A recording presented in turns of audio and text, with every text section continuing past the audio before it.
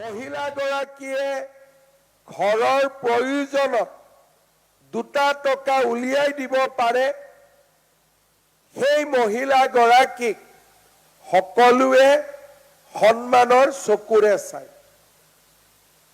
আজি আমাৰ লক্ষ্য হ'ল যে আমি আপোনালোকক সহায় কৰিম, টকা দিম, ট্ৰেইনিং দিম, মাৰ্কেটিঙৰ সুবিধা দিম আৰু আমাৰ লক্ষ্য যাতে লাহে লাহে নাজিৰাৰ এই 26,000 গৰাকী মহিলা লাখপতি বাইদেউলৈকে ৰূপান্তৰ হ'ব পাৰে।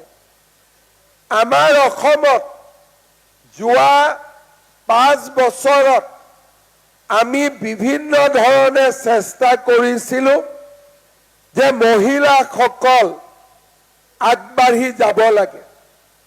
অৰুণোদয় আঁচনিয়ে হওক, নিযুত মইনা আঁচনিয়ে হওক বা আমাৰ চৰকাৰে লোৱা আন বহুতো আঁচনিৰ লক্ষ্য আছিলে মহিলাসকলক আগবঢ়াই লৈ যোৱা।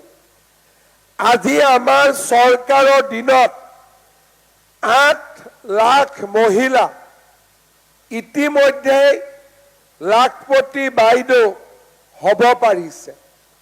তাৰ মানে আমাৰ আত্মসহায়ক গোটসমূহৰ লগত প্ৰায় 36 লাখ মহিলা জড়িত হৈ আছে আৰু যোৱা 5টা বছৰৰ পৰিকল্পনা আৰু পৰিশ্ৰমৰ ফলস্বৰূপে এতিয়ালৈকে 8 লাখ মহিলা লাখপতি বাইদেউ হ'ব পাৰিছে।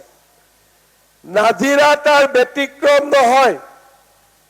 আমাৰ নাজিৰাটো যোৱা 5 বছৰত কেইবাগৰাকী মহিলা লাখপতি বাইদেউ হ'ব পাৰিলে। আমাৰ নাজিৰাত 3,874 গৰাকী বাইদেউ এতিয়ালৈকে লাখপতি বাইদেউ হ'ব পাৰিছে। মই মনতে ভাবি আছো যে যদি 3,800 মহিলা নাজিৰাত লাখপতি বাইদেউ হ'ব পাৰিছে, বাকীসকল মহিলাও সুবিধা পালে নিশ্চয় বাকীসকল বাইদেউ লাখপতি বাইদেউ